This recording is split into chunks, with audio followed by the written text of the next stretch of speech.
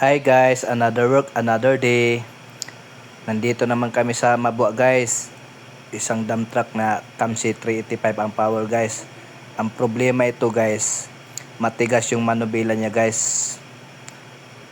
Babaklasin namin yung gearbox niya guys kung anong sira guys. Manood lang kayo guys hanggang dulo guys. Ito na yung gearbox niya guys oh. Titingnan natin kung anong sira sa ilalim. Guys. Guys, pinukpok na guys yan, lumabas na yung gear niya guys. Tingnan natin guys kung ano talaga.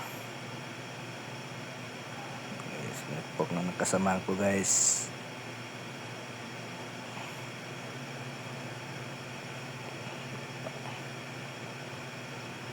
Ito guys, walang problema yan guys, yan walang problema.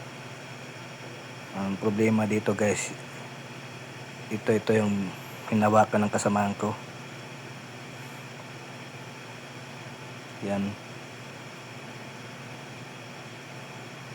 At saka yung sa ilalim ng ubod niya guys, may problema din yan. At saka shafting niya guys.